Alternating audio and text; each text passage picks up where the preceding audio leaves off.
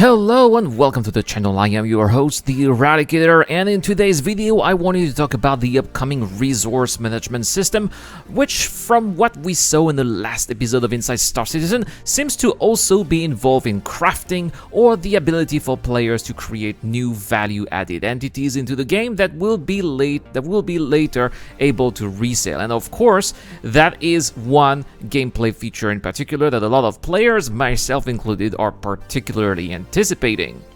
So, what is exactly the upcoming resource management system? Well, it is something that has been on the progress tracker and the roadmap for quite some time, and it's been worked on by 4 different teams for a year and a half already, with no end in sight, as the current progress tracker does not show what lies beyond the first quarter of 2023.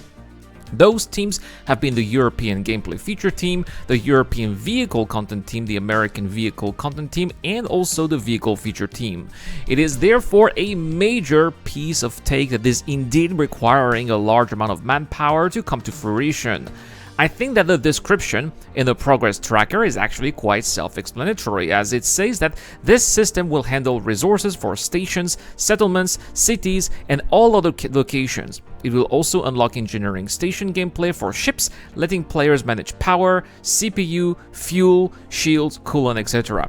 So that is quite a program indeed, and I think that it is important to remember that the developers at Cloud Imperial Games want everything to actually exist in the game and be simulated either physically or in the background via the quantum simulation.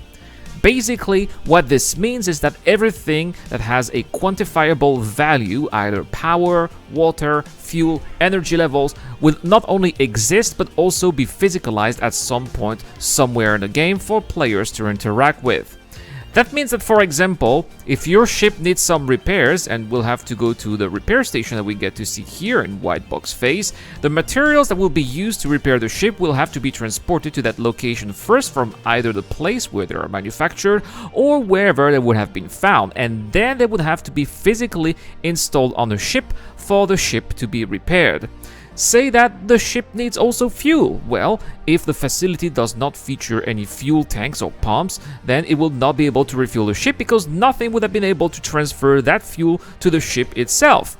The fuel too would have had to be refined from raw materials that themselves would have had to be found and transported to a designated refinery, and what we got to see in the last episode of Inside Star Citizen are the very first steps of that future that awaits us in the next coming years. Now, what I really liked from the last episode of Inside Star Citizen was the mention that players will be able to own such facilities. Build their credit empire. Now, that particular sentence from Jared really caught my interest because it is an indication that the developers are not only building these assets and gameplay for the simulation and the NPCs only, but for the players too. And while players will not by design be able to dramatically alter the state of the game's economy, if for example, the 1 player to 10 NPCs ratio is respected, actually giving us the ability to manufacture and sell goods, starting with refined products such as fuel in this case, is the very first step to the Empire gameplay that a lot of players and orgs alike are waiting for. Players will be able to own their own production facilities, gather their own resources, refine them, manufacture them, and then sell them. But to do that, they will also have to protect their hardware from people who are eager to make money without all of the necessary investments, such as, for example, pirates or thieves. This would then encourage the entrepreneurs of the game to hire escorts and thus give more gameplay opportunities to players who may not necessarily be interested in the managerial aspect of the game or who may not be at a point where they would be able to afford it in the game. Of course, the resource management system is not just going to be about fuel or manufactured good, as it will also affect power, either in ships or on an outpost as well. It is this system that will, for example, allow players to cut the power of a door and then be able to open it manually. It is this system that will also allow an engineer in a ship to bring back power to a disabled ship that would have had its system damaged. I think that we could even go as far as saying that if there was another big step to accomplish once server meshing gets released, that would be it.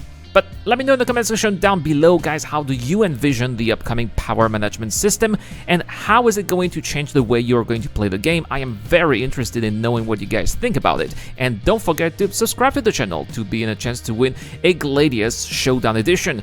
Also, if you join us on Discord, feel free to join our video sharing contest there, where you can win a Brilliant Log pack with a Cutlass, a Caterpillar, and 2 Mules, all of those with LTI. You can also have access to the giveaway by becoming a Patreon member or a YouTube Jump member.